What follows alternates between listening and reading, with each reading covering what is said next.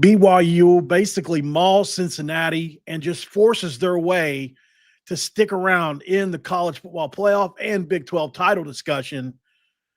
What a win. Hey, it's Troy from College Sports Insiders. From the hardwood to the gridiron, we've got you covered across the landscape of college football and basketball. Welcome to the show.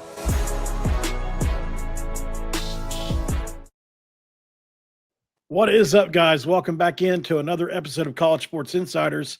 My name is Mountaineer Paul from Locked On West Virginia. This is Troy from Mountaineer Moment as we cover college football and basketball on this channel with a little bit of a Big 12-centric vibe to it. Welcome into the show, guys, as we are covering not only the Big 12, but a little bit more. And tonight we're covering the Big 12 specifically and starting out with what's the most important win of the day, probably in the Big 12, is BYU over Cincinnati in a game that was close. It was definitely a one-score game late, but it never felt like BYU was in jeopardy tonight. They were a tougher, more physical team, and especially at the line of scrimmages. And LJ Martin, what a performance, absolutely dominating with a hurt shoulder. Troy, this BYU team is what I hope West Virginia is in the coming years. Yeah, there's a lot of truth to that, right? I mean, they were tough. It's a game characterized by missed opportunities for Cincinnati.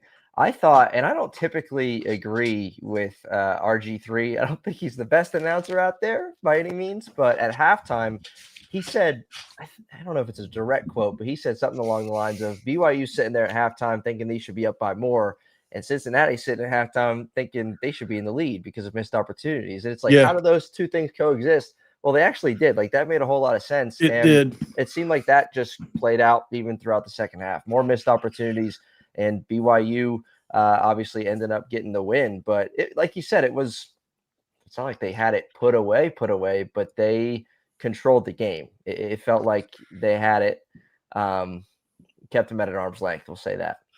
Yeah. Bear Bachmeier had a pretty pedestrian day in the air, certainly. I mean, he wasn't lighting it up through the air, but he managed the game, I felt. And, only 127 passing yards on the day for him. I get it. They had 1 million running yards tonight. So LJ Martin continues to be one of the best backs in the entire conference. 32 carries tonight with a bum shoulder, 222 rushing yards, and he did get about 50 that late on a late touchdown, which is honestly, should go down there. That's conventional wisdom, but I get it. And this is probably going towards a larger conversation because they mentioned it on the broadcast, Troy, style points, right? They did. If you look at this, Cincinnati's 7-3 coming into this. And so 19-14 or whatever that score would have been, what would it have been? 18-14. Looks a lot better than, or it looks less good than 26-14. Right. So I get it. It matters, I guess, to the committee.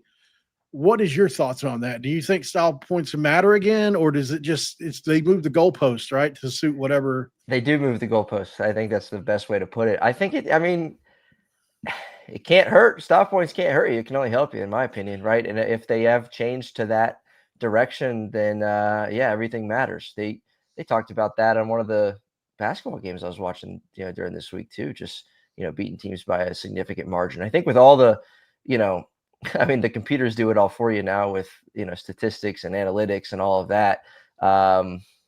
It matters again. So here we are. They move the goalposts and every team's adjusting and they're doing it. I will say on Cincinnati as well, they played well in this game at times. I think Brennan Sorsby is a hell of a quarterback. I really do. I think, they didn't do a great job helping him tonight. They didn't give him a lot of protection. He was having to try to do a lot with not very much. They had a new receiver come back this week. Seems like it interrupted the flow of their offense a little bit. But I do want to talk about the Cincinnati defense a little bit too. They've got some dogs over there. Yeah. They really do. Christian Harrison had 11 tackles tonight, 9 solo. Antoine Peak Jr., another one, 11 tackles tonight. They had two other guys with 9 tackles, another guy with 8 tackles, Matthew McDoom, one of my favorite names in all of college football. I remember when he committed to Cincinnati over West Virginia. Like West Virginia almost had him. So I remember his name. So obviously he's playing well for them. I don't want to pretend like Cincinnati isn't tough. They are pretty tough. Dante Corleone up front. Like, they've got some tough guys on their team as well. BYU just a little more tough in the trenches. You look at guys like Tanavasa. I mean, they have exactly what you need to win in the Big 12 right now, in my opinion, from a defensive perspective. Just great linebackers with obviously Glasgow and Kelly. Jack Kelly, not as impactful tonight as he is in other games, but man, did they ever hold Cincinnati in check for the most part, even though they were outgained. Yeah. Yeah, I mean, LJ Martin's the story for BYU. You already mentioned it, but over 200 yards. He got himself well over the 1,000-yard mark for the season in this one. And, I think one of the other numbers that sticks out to me was the BYU run defense. Cincinnati had just 23 carries for 87 yards, and so they relied on Sorsby a lot. Did throw for 300, but obviously just wasn't enough. 300 yards. What I call empty calories. Yeah. Because you look at the scoreboard, and that's exactly what it was. 3 missed field goals for Cincinnati. That fumble, I forget what the exact score was in the fourth quarter when they reviewed it. They thought he was down, when his shin was just barely off the ground. Yep, that was definitely a big time miss. Not a missed call, just like a miss for Cincinnati. Yeah, that was a huge play. And just what an odd play to I think once again RG3 described it, he was very descriptive with it. His leg was literally twisting. He went into self-preservation mode. Like, it's just like if you're holding the remote and you stub your toe, you're going to drop the remote. Like, what happened? That's kind of what he did, because his leg was twisted up and he had that ball. And once it got to a certain level of pain, he let loose of that, because you want to, your brain's telling you got to protect that leg. So it's a tough situation. Yeah, if Cincinnati puts it away there, it could have been definitely a different story, right? Yep. But I don't think they had an answer for the BYU running game, and I do think BYU could have salted it away. Right. But, like I say a lot, when things change, the game flow changes. You don't know what they would have ran, what they would have tried. Who knows? Maybe they would have fumbled. You just never know. But overall, I want to shift the conversation really quick to what this means for BYU. They control their own destiny. They obviously have been pretty much one of the top 2 teams all year. They beat Utah head-to-head, who had a miracle comeback today. Just what a comeback by Utah. What a game. I love this conference. I'm very proud to be a part of this conference. I am.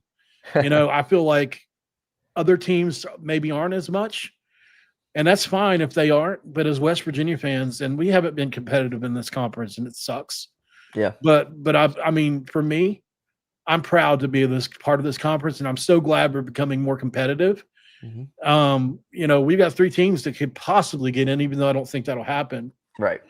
But back to BYU, their arch nemesis Texas Tech probably looms ahead unless we pull off the miracle next week and maybe change the game. What are your thoughts on BYU and a potential rematch with Texas Tech? Oh, they're licking their chops, man. They are licking their chops at a chance to do that again, because, it's not just the fact that they lost, but it wasn't competitive, right? And they got outmanned, out-physicaled, outplayed, outclassed in every sense of the word, and they want another shot at Texas Tech.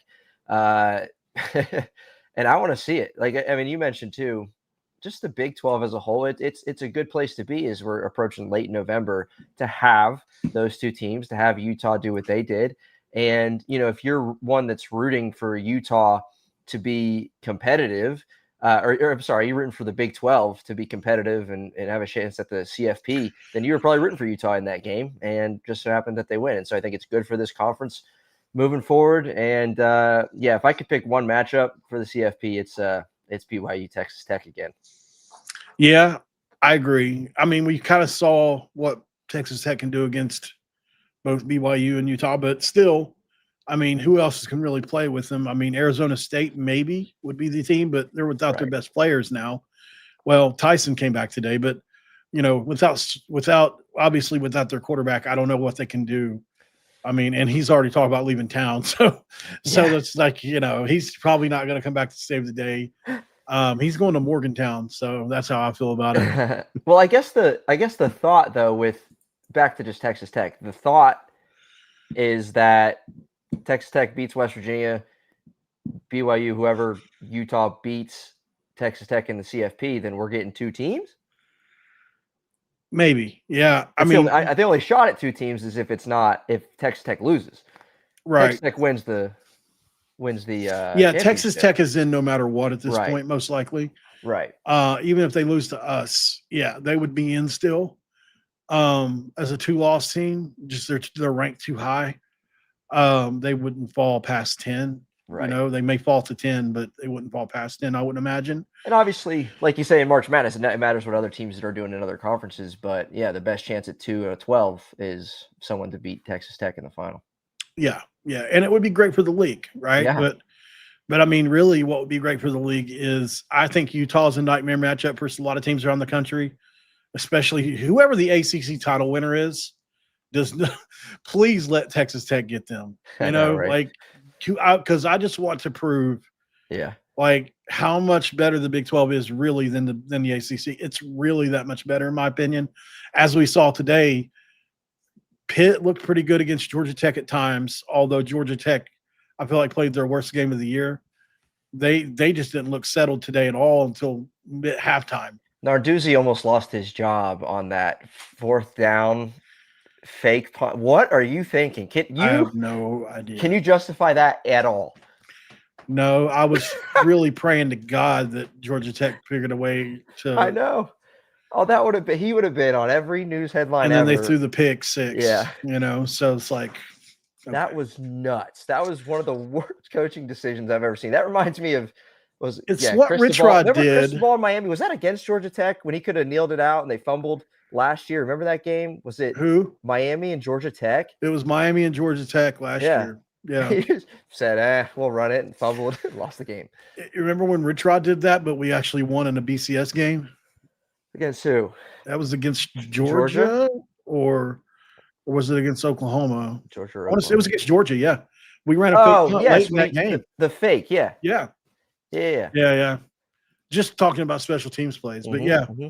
So, okay, guys. So, BYU. I was like 8 years old, by the way. Oh, yeah. I'm sorry. I was. But I remember that. And that's my earliest Mountaineer memories right there. Oh, my God. Let's not even talk about it because. All right. We'll go to break really quick, even though it's just our little bumper 4-second break. And then we'll come back and we'll shift gears around the Big 12. Troy's going to take us around the Big 12 right after the break.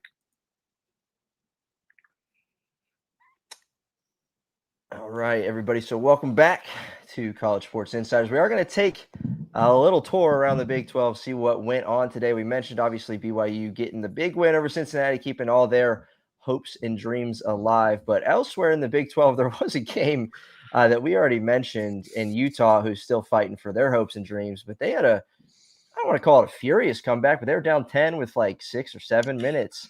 And Devin Dampier led them to victory, 51-47. They had 30-second half points in that one after being down pretty big. And at halftime, they were down 31-17, 31-21. What did you see in that one? What a freaking barn murder this game was. Mm-hmm. I had to turn this thing on late and watch it. Who the hell is Joe Jackson? I was like, I turned this game on and I was like, I watch Big 12 football every single week and I have no clue who this dude is. And 24 carries, 300 yards and 3 touchdowns. Are you freaking kidding me? Absolutely what a game. Not. What a game for somebody. That's like close to what Tavon Austin did against Oklahoma. And against this Utah defense. Insane. Yep. I mean, I would not have predicted that. And this is classic Kansas State getting better as the year goes on. And yet and still, somehow, they blew it. And this is the year that is Kansas State football, which is the team I had in the championship post preseason. I did. I picked them to go just because they're always there. They're always in the conversation. They've been so stable since Kleiman got there. And now all I hear is they're calling for their old quarterback to come back. You know what I'm talking about, don't you? Who? The offensive coordinator for Texas Tech. Are they really? Yeah. If you'll remember, West Virginia played against him. I want to say, let's see, it would have been 20. What year was Tavon? It would have been. Talk about Colin Klein? Yeah. Yeah. It would have been 2011 or 2012. When they smoked us in Morgantown and Tavon returned the – yeah. Yeah. So anyways, what screwed with me was I had already said Kleiman and Kleinman. Or Klein. It just messes with my brain for some reason. I don't know why. But I was like, that's why I just said the Texas Tech coordinator or the Texas A&M coordinator. But yeah, there's a lot of people clamoring for Colin Klein to come back, not Kleiman. That just messes with me, dude. Yeah. So obviously Utah pulls out a miracle here, keeps themselves alive in the Big 12. They're also a team that's really dangerous, but I don't know what happened. I mean, every team has a defensive breakdown throughout the year. It seems like almost most teams do. It wasn't like Avery Johnson went nuts in this game. Right. It was Joe. He had 12 carries for 72 yards and a touchdown. So the dynamic of this is what I envision this to be what we look like offensively at some point. Maybe not at this high level, but we got a quarterback that's got 12 carries. That's right there. We're about where you want it at the high end.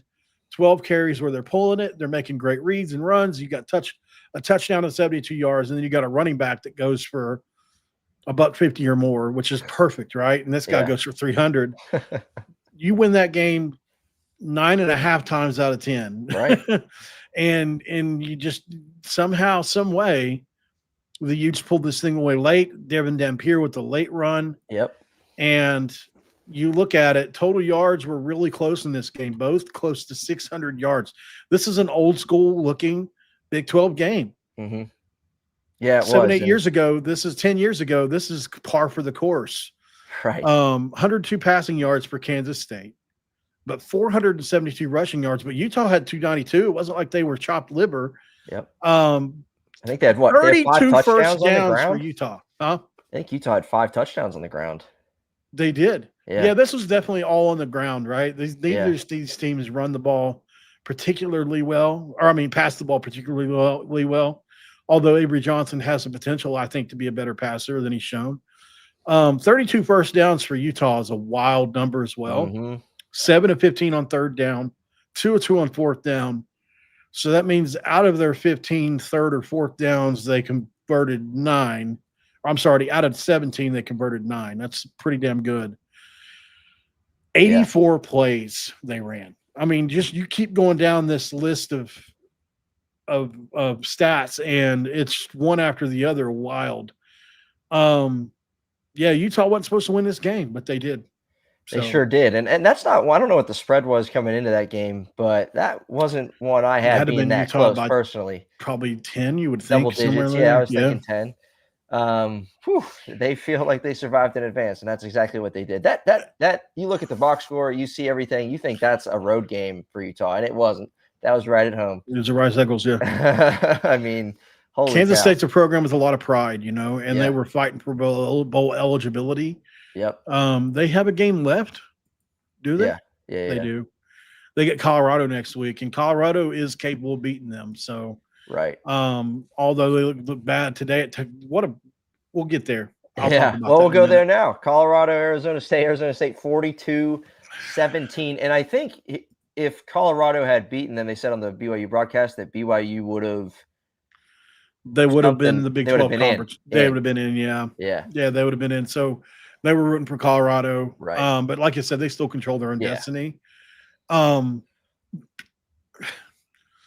of things in this game. I got a buddy, I was keeping up through his tweets and some of the game. I watched Raleek Brown just go absolutely bonkers on a run late in the fourth quarter. 88, 255 for 88 him. yards. It was a beautiful. He is so fast. He's got that Steve Slayton kind of speed.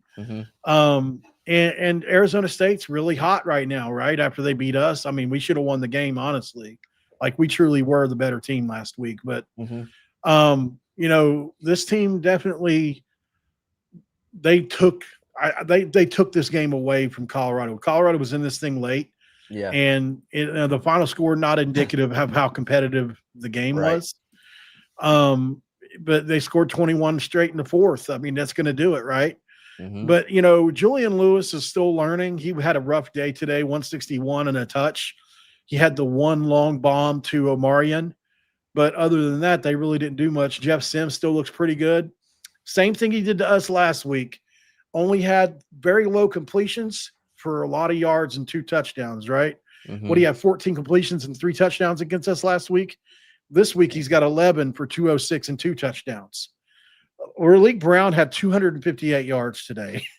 So almost another 300-yard rusher in the Big 12 today. Yeah, incredible performance. But they got Jordan Tyson back too. 2 catches, 61 yards for him. Yeah. That kid's talented. talented. Absolutely. There was a play that a lot of Colorado people are very angry about. Ronald Coleman, who has never in his entire career, for 2-year career, touched the ball for Colorado, goes into the game late in this game in the fourth quarter and gets a carry after never, ever touching it over Dallin Hayden, by the way, who had 10 carries for 65 yards and a touchdown, or Michael Welch, and runs it for 14 yards and then just drops the ball without being touched. I felt bad for the kid. As they were explaining this, he'd been waiting for 2 years and finally worked himself into a position where they were going to trust him. And then he dropped the ball without even being touched. And you could tell, like, it was killing him on the sidelines. His head was down. He was really down on himself. And I just hope that kid bounces back. I hated to see that for him. But yeah, this is a move that a lot of Colorado fans are really calling into question for Coach Prime. There were so many people mad over this. Your best player, or your best running back, Hayden, not touching the ball late, it's questionable. And to give a guy his first carry in a game like this, right? But I think if people can pull themselves away from the moment just for a second, Troy, my unbiased opinion would be, you're 3-7. You're not going to a bowl game. You're probably trying to see what you got for next year in a couple of these guys. And the game blew apart after that. Right. Yeah. And I can see that. And I can absolutely see what you just said. That's exactly what I thought you were going to say before you said it. Because it makes a lot of sense that, coaches are doing that. And I think you mentioned too, whether just through, sources and connections that you have the week that we played Colorado, that there are people that are questioning, Colorado's coaching staff behind even Dion there. So absolutely are their coaching staff. Right. So at this point, they're finding more and more content to be upset with. Yeah. I mean, I've got a buddy that obviously covers them and he's very well respected. And a lot of the players reach out to him and so we talk and he was telling me some things, and he's been very public about these things. So it's not like I'm divulging it. Right. But yeah, there are, to the point to where they've demoted Pat Shermer to nothing, their offensive coordinator, because he's just been a total bust as a play caller. It's just a fact. Yeah. And there's a lot of situations. There are either 6 or 7 coaches on the Colorado staff that have never coached college football before. Right. Or had no coaching experience, like Warren Sapp. He's obviously a great, all-time great player. He's, as far as I'm concerned, one of the most athletic, dominant defensive tackles of all time. Yeah. Probably in the top 6 all time. Yeah. But doesn't mean he can coach. Correct. Doesn't mean he can't coach either. Or, but I'm just saying, you might be seeing some of the fruits of that on the Colorado staff right now. And here we are. Yeah. Inexperience makes a difference in any profession, whether you're playing or coaching, anywhere, anything, it makes a difference. And, again, not to say that those guys can't turn into very good high-level coaches, but obviously they're having issues right now. You mentioned Juju Lewis and his struggles today, man. He impressed me against West Virginia. I think Oh yeah, he's got I a think next he does level have a arm. bright future. Yeah, And that look kid's out pretty next good. year. Absolutely. Kind of reminds me of Kyler Murray a little Yeah. bit. He's really tiny looking, Yeah. and then he's just got that amazing arm. It's just trying to think of like guys like Ken Lincecum from years ago, the pitcher that was like 5'8", 5'9". These guys with little stature that have these whips for arms. You just wonder where the power comes from. A lot of it's hand size. I bet he's probably got some big hands, but it's a whole other conversation. Yeah, they got a small quarterback room. I told you about that, right? Yeah. Caden Salter. Yeah, That the dude, miniature. I'm telling you, man, he's 5'8", and they list him at 6'1". Oh yeah, that's right. Tell everybody about that. Yeah, so Caden Salter was supposed to be I'm like a Liberty listed at alum, and that's where 6'1" or Caden something. Salter transferred from to Colorado, and I've had the opportunity to stand directly next to him, and I ain't the tallest guy, and I stand eye to eye with him, and I'm 5'8" and a half on a good day, and that's how tall Caden Salter is. So they got a small quarterback room over there in Colorado. Yeah. Truth, man. Oh, I man. couldn't believe they listed him at 6'1". I said, what? But Yeah. anyway, keep going around the Big 12. So TCU and Houston in Houston, and they still had some things to be playing for. Well, not anymore, as they fall to 5-3 in conference play. 3-point loss, and they missed a 38-yard field goal at the end. I saw feel that. bad for that kid, man. That sucks. Yeah, it's just that you know how I look at this, especially Houston. Like they're in year 2 of their rebuild, and they also had Holgerson recently, so it's like I still have that stain, that taste in my mouth. But especially after what Kevin Brown said on my show and other places. Yeah. For those of you that aren't understanding what I'm talking about, Kevin Brown, he committed on the Pat McAfee show. I had him on right after, and he didn't grow up a West Virginia fan because of some things Dana Holgerson did when his dad, who played for West Virginia, tried to come back and visit one time. It's a long story, but yeah, it just reignited a little bit of vitriol I have for Holgie, and so by extension, Houston, I guess, even though he's not there anymore. Yeah. So what point was I making before I went into all that? I don't know. But what I do know, what I do know is Houston falls to 8-3.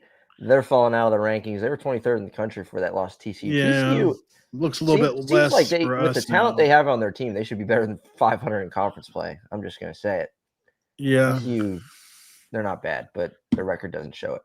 Similar score to when we played them. I think they beat us 23-17. Yeah.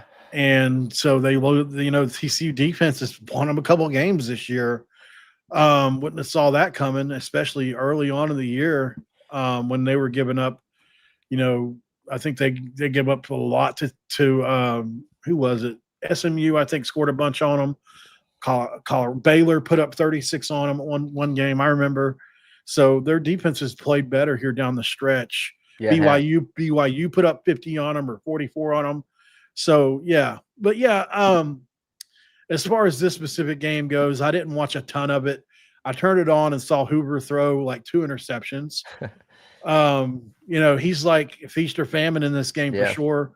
It looks so 293, 2 touchdowns and 3 interceptions. So he had 3 interceptions on the day. And then obviously everybody saw the end. This was a defensive battle. I think, I remember what I was saying.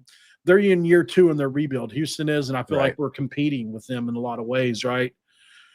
So I want them to play as poorly as possible if you want me to be truthful. I just don't want – I want as less competition for us as possible, which wins and losses really don't control that a whole lot. But the worse they finish, maybe the worse their recruiting will be. I don't know. Yeah. Well, who knows? But, I mean, we've talked about it, I think, on this show. Maybe one of our first episodes on College Sports Insiders was this Big 3 in the Big 12. With the teams we talked about earlier. And so, we want West Virginia to be among that conversation, not among the conversation with the Houstons and Oklahoma States and UCFs or whoever, right? Because there are beginning to be, even over the last couple of years, some tiers breaking out in the Big 12, and West Virginia fans don't want to be in the wrong tier there. So 17-14 for TCU. Iowa State put the hurting on Kansas 38-14. Arizona 41-17 over Baylor. And then a game that I didn't care to watch a single minute of, UCF Oklahoma State 17-14. The Knights getting it done in that one. Yeah, as far as Baylor goes, you know, if you're a West Virginia fan, obviously Mac Rhodes just lost. He just stepped away from that. And you just wonder. I reached out to a friend that covers Baylor and asked him, you know, what do you think about, do you think they'll look our direction for Wren? I mean, I know it's crazy. We think about it every single time. He said, no, it would be too smart of a decision for them to go after Wren Baker. You know, I think I'm in a place now, and maybe I've learned from the last 3 job openings that Wren's not just going to leave. But I mean, why would you want to go to Baylor and probably have to replace Scott Drew in the next couple of years? You're going to have to probably replace Aranda, who, I mean, oh, by the way, just got told he was coming back next year. At least I'm pretty sure I saw that headline, didn't I? Pretty sure I did. I thought I read that earlier today. Okay. Let's see.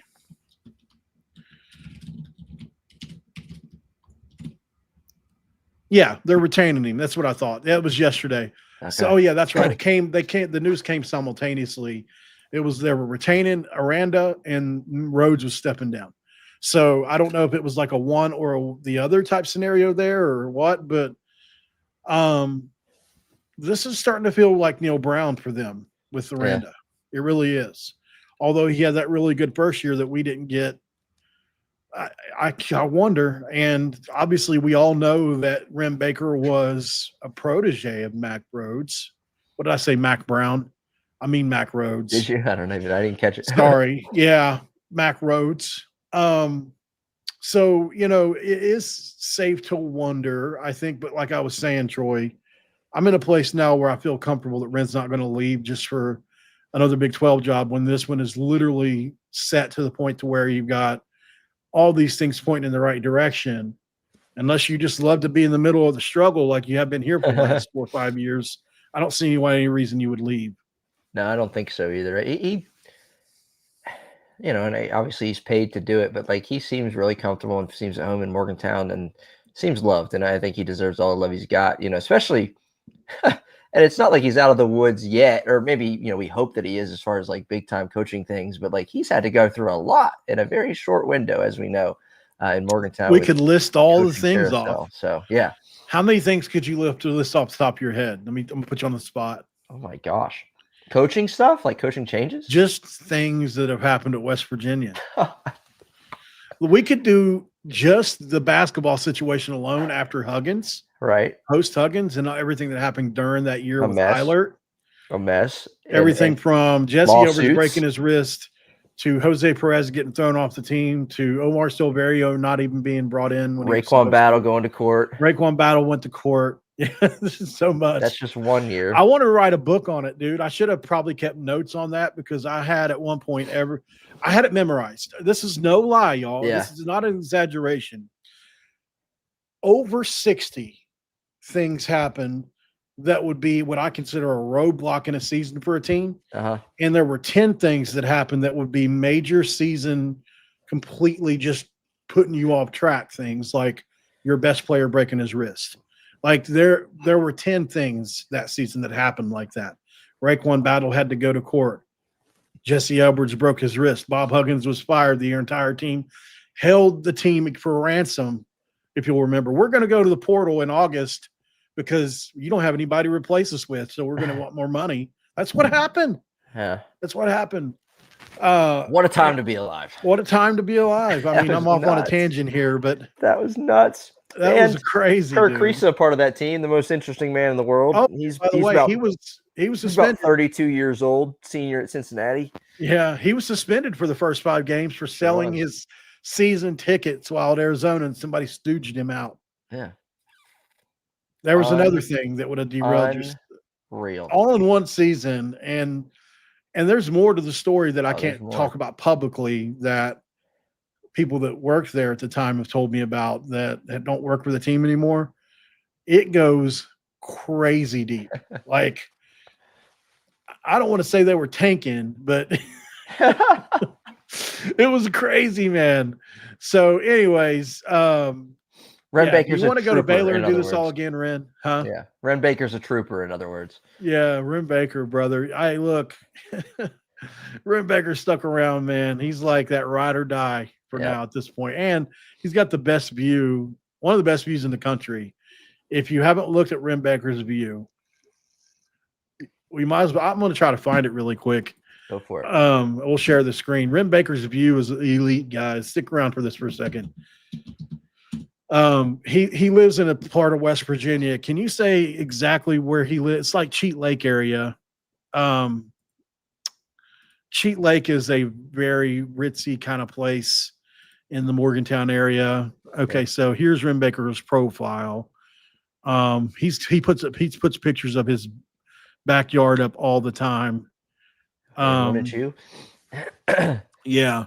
So try to find it. You guys won't believe it when you see it. Like it's truly elite. I mean, it's one of the best views in the world, probably. This is one of them. This is in his backyard. Incredible. And then let's see, there's another one here that I love to show because you can actually see he's just standing on his back porch. Let's see. He takes a lot of pictures. A lot of Michael Scott love too. Right? Little Danny DeVito in there. Stanley Hudson. There used to be more than this on here, but maybe they've been removed or something. I don't know. I'll try for another couple seconds here. Ren do be giffing apparently though. He definitely gives, that's for sure. Well, you saw the one. Oh, here's another one. Yeah, that's in his back porch. Crazy. So yeah, he's got a great view out there. This is a video. There is his back porch. I found it. Yeah. If you look before he zooms in, oops. Yeah, that's on his back porch. It just looks like you could drop off right into the river. So, or the, creek. So yeah, pretty crazy stuff, man. It almost looks like a tornado was there. But anyways, we're off track. I got us off track. Ren ain't leaving that. No, he ain't leaving that. Come on. He's got this going on. Ross Hodge. I'm assuming a lot of you guys are Mountaineer fans that are in here as well, although I don't know for sure. But if you're not, either or, it doesn't matter. Come over here and subscribe to College Sports Insiders. I know there's 200 watching. I don't know how many are on YouTube. So only 18 of you guys are on YouTube. I figured it would be that many. If you can, if you came through the link that I created for this, that has the BYU thumbnail on it, if you could do me a favor, come over in here and subscribe. The offer still stands for the first 500 subscribers, giving away $150. So what I can do is I can go through my YouTube analytics and it'll show me everybody that subscribed to the channel, what date they subscribe, who they are, and everything. And so up until 500 or beyond that or whatever. And so I can look at that list and then create, a pinwheel. And there's these randomizers. You just spin it and it'll land on somebody, and we'll do that live in front of everybody. And then you just give me your PayPal information or your email right here live, and we'll send you $150 right then and there from my phone, and boom, right? So if you want that, if that's something you're interested in, go to YouTube and you can try to type in College Sports Insiders. I think it works now. It comes up at Paul Mountaineer, which is down here, or at Your Moment. But I think for now, probably at Paul Mountaineer will be better because I got this link posted for today. And come over to the YouTube channel and just subscribe. That's all we're asking you to do. It's free. It'll be good times. Want to touch on some Mountaineer stuff really quick? Yeah, let's do it. So obviously West Virginia lost in the Shriners Classic yesterday to Clemson, in a game that, I was really frustrated about when we spoke about it, obviously post game on Locked On West Virginia. Curious, we've had about 24 hours, a little more than that now, to sit on this. Any opinions change or any feelings change on anything? Like, I saw more than a couple people saying that Trey needs to see a sports psychologist. I mean, I don't think people know whether he is or isn't anyway. True. But I just wish that wasn't one of the topics, but it's unfortunate, isn't it? Yeah, it is. It is. I hate it that he's going through this publicly. Yeah. Yeah. For me, not a whole lot, changed, over the last little bit, a little bit more time to sit with it and process and think through what went wrong, what went right. But I think it's good for a team like West Virginia. You have another opportunity. They probably wish they played today to get right, bounce back real quick. But you got an opportunity in the same arena to leave Charleston with a win on a high note, and you need to go and do that. It's not the sky is falling if Xavier beats us or anything like that, but like you don't want to leave 0-2. So take care of business, come play pissed off, and go get a win. And I don't think there needs to be like major adjustments. You and I have talked about Chance Moore getting into the starting lineup. I don't think, and I think you're on the same page too. I don't think that's going to happen tomorrow, but that could happen, against Mercyhurst when you have a week off if Eagle staff continues to struggle. But we'll just have to wait and see. Xavier, I mean, what a comeback they almost had. It was kind of two similar games. Two similar games, except for one had the team that was leading most of the way prevail, and one did not. But and they've got to pick and pop big. Yeah. So I mean, we better fix what we didn't fix against Clemson. That's true. What better opportunity to learn from it than another? For those of you that aren't familiar, we were up 11 points with 6 minutes to go against Clemson in the basketball game, and just blew it. Truthfully, just fell apart late. There were two separate rotations that we didn't make that led to wide open threes that got them really, really back in the game. Yep. And then there were two other possessions where Jasper Floyd, our point guard, was in the post, and they were trying to work him out of the post. And there was a wide open. There was a steal with like less than 5 seconds to go. You could have had a transition three. Instead, you're down three with, I think it probably been 2 or 1 seconds to go by the time you shot it, and they went for two. Instead of three. Like there were a ton of mistakes in that game that Ross Hodge owned up to after the game and said it's on me. And we didn't mention that on the show. Actually, we kind of kept it more player focused, but the way I thought of it was I didn't really blame Ross, even though he's going to blame himself, because it's almost common sense in that situation to call timeout as soon as you get that steal. Yeah. So I think he was probably thinking that. And then by the time that they didn't do it, it was like, oh my God. And he's saying I should have just took the bull by the horns and called timeout. Nah, I can't blame him. I can't. I think as a player, you have to be more situationally aware.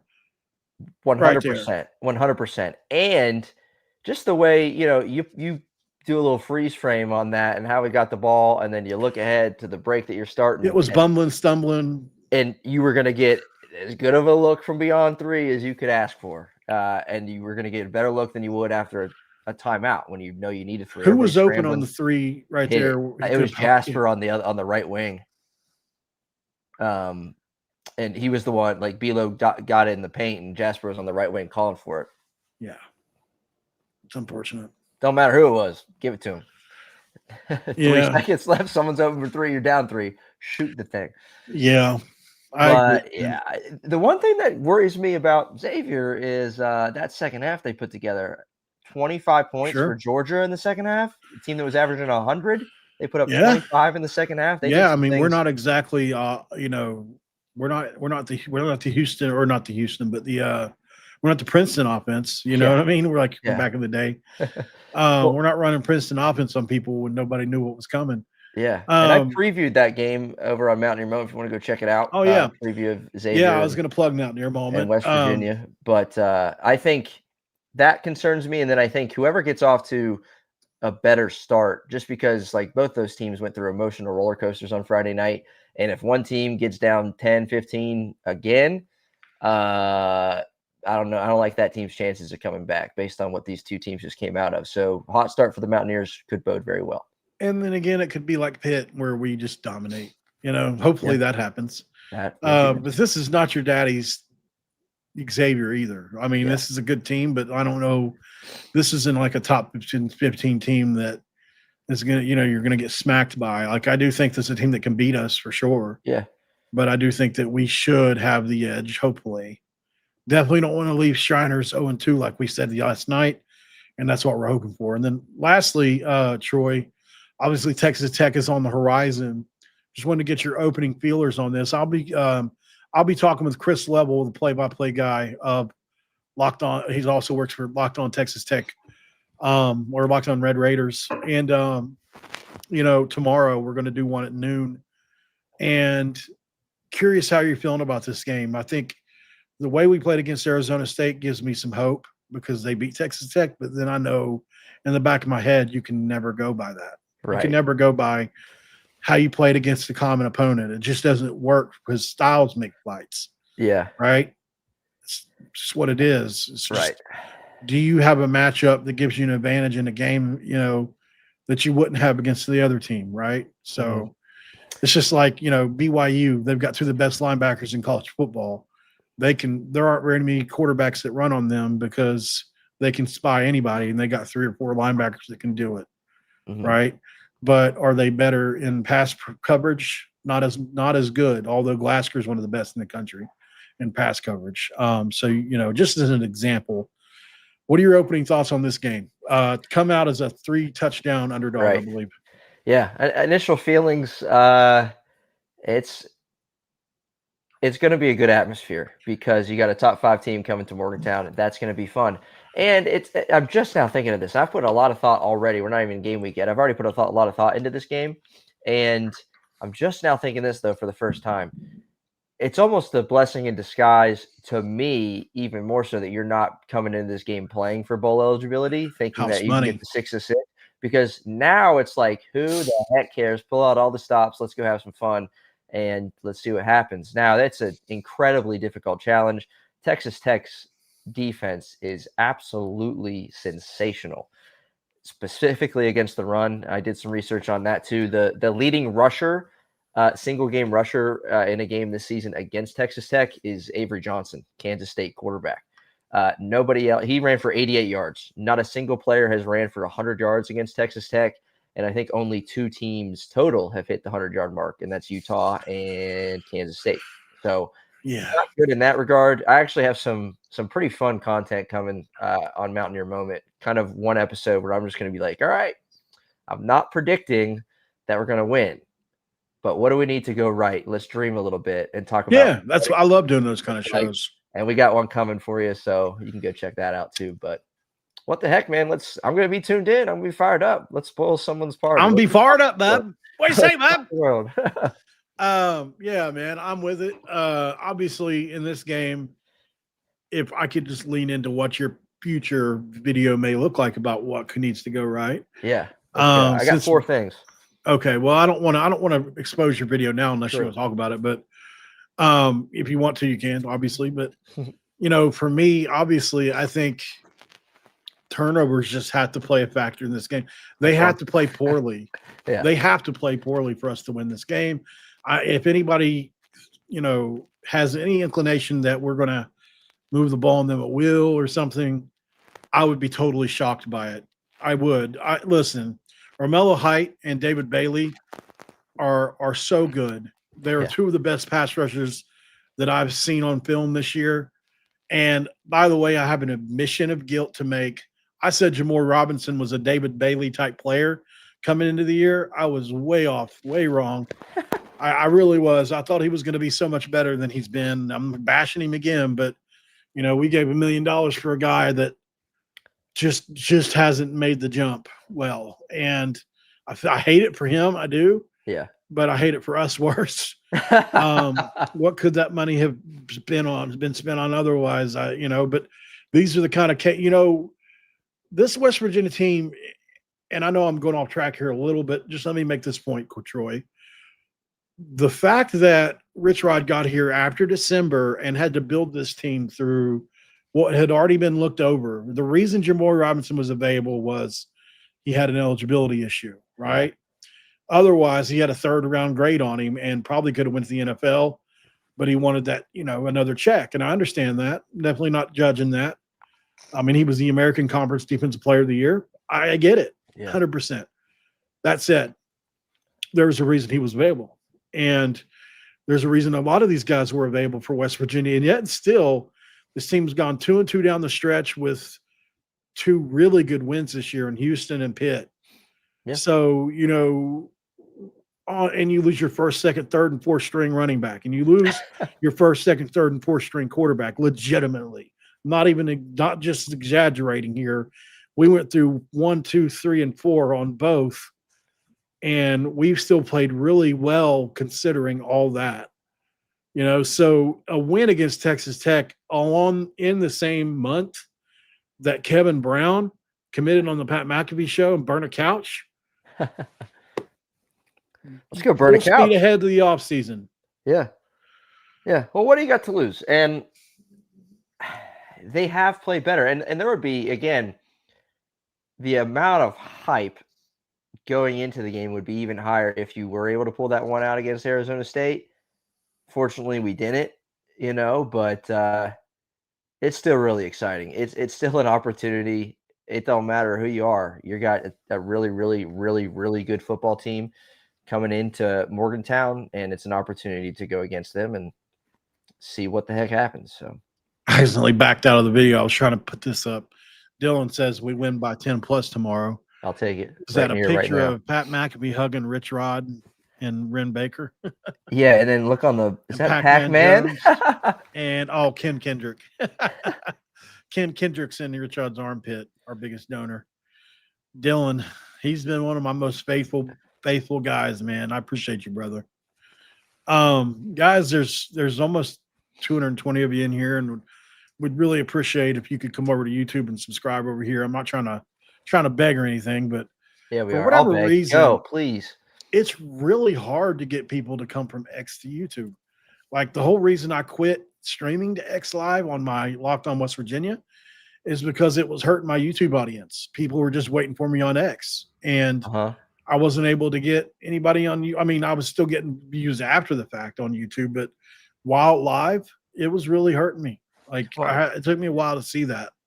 So, I think it's good for us here in the short term here on this channel because we're young. But if you could come over to YouTube, like I said, we're giving away $150 to one of the first 500 people. And that's pretty good odds. 1 in 500 is not terrible. You got a shot. That's right. Only if you subscribe. So do him a favor, do us a favor, and go over and prove us wrong. Because he's saying that you guys aren't going to do it. He's saying that no one goes from They won't do it. over to YouTube. Prove us wrong. Let's go. Make the trip over to YouTube. We're at 235 subscribers right now. Oh, wow. We've gained like 10 or 15 since we've been on here. I'd like to see about 10 or 15 or 30 or 40 more. So let's go. Yeah. We'll stay on here for 12 more hours if you guys I'm just kidding. We'll just do a subathon. $5 a subscriber. Yeah. Boom, boom, boom. I would do that up to $150 right now. $5 a subscriber. The next, if you want to come, hey, 236. We got one. Really? Yeah, for real. I wonder if we can watch this. Is there a way to monitor it in real time? No, other than hitting the big old refresh button. Whoever that was, thank you. Let's see here. Let me try. Hold on. See if I can go to studio. If it'll tell me as we get them. I mean, I know it will. Let's see. All right. Community. You talk for a minute if you can, Troy, while I try to find this. Yeah, I will say. Do you have anything to talk about? I don't know what else we got to talk about, but we'll figure it out. Why don't we just, for the fun of it, look ahead to the Big 12 next week. Utah, Kansas, Arizona State. Those matchups are on Friday night, Black Friday, Thanksgiving weekend. Obviously, West Virginia, Texas Tech. Why does it say TBD on ESPN? That is a 3:30 game, right? They changed it. I'm sorry, I forgot about that. Yeah. Changed it, or we don't know what it is? I heard them say that they were going to move the time, and then they haven't decided yet, I guess. Wow. Yeah, all the Saturday games in the Big 12, except for Iowa State, Oklahoma State, apparently, are TBD on ESPN. Cincinnati, TCU, Colorado, Kansas State, Houston, Baylor, UCF, BYU. So BYU, as long as they don't overlook UCF, they're looking ahead to a Big 12 championship berth. That's exciting for them. There it is. Boom. So there it is. Come on, people. So if somebody comes over and hits subscribe now, it should update it. I may have to refresh. I'm not exactly sure. Well, Are there's you subscribed? 220 of us in here. Am I subscribed? Yeah. Yes. If you're not, okay, I was gonna say if you're not, Yeah, dude. I want that $150, dude. Come on. No, I'm just kidding. let me find out. I'm gonna subscribe on 17 different channels. You could. I mean, you could. I guess. I mean, that it wouldn't help us, but You know how many subscribers we would lose after I won? you know what's funny? So Coos and I used to have a show called Hoops from the Hills, and we did a bracket. It was like there was a lot of people in it. Like that show was pretty big, and for West Virginia channel, and we probably had 50, 60 people in it, so it was like a lot of people to manage. And we both did one too. We paid as like everybody else and went in on it, not thinking we would win. And of course, I can't remember which one of us won it. And I was like, we just had to disqualify ourselves at the end of the day, though. Like, yeah, you can't take the money, that right? is so funny. Yeah. Like it was because it was a pretty big payout. I think it was like, 50 people, $5 a person or something like that. So, it was definitely substantial, like to where we couldn't just give it to ourselves. So, okay, guys. Well, you know where it's at here on Locked On, or not Locked On. Goodness, I'm so used to saying that. College Sports Insiders. I appreciate you all so much for the ones of you that have subscribed today, and we'll continue to monitor it as we go along. And as soon as we get to 500, we'll do the giveaway for sure. And if you subscribed during this, we'll have your name. Like I can go and see who subscribed and when, and we'll put you in the giveaway. And you'll have to go by your YouTube name. Just remember that. So, other than that, I really don't have much else, Troy. I wish I could keep everybody entertained longer, but I have to get up with Chris Level tomorrow and do a video, and so good stuff. Yeah. Well, let's go Mountaineers, man. Hopefully they can leave Charleston with a win. That's all I wanted for. I'll be more mad than I was for the Clemson loss if we don't beat Xavier, man. I'll tell you that much. Yeah, I agree. Tomorrow's a big day, and I'll be live. Obviously, I'll do a pre-show on that. I covered Xavier a little bit last week whenever I did the Clemson video. Right. But and I did Georgia too. Wasn't sure who would play. But I'll obviously be live right after the game tomorrow. And then as far as I'll be doing other videos tomorrow too. So we'll see you guys tomorrow for sure, and we'll have a good time. Thanks for making College Sports Insider your first listen tonight. And congratulations to BYU, by the way, for putting yourself in a spot to potentially make it to the title town. Yeah.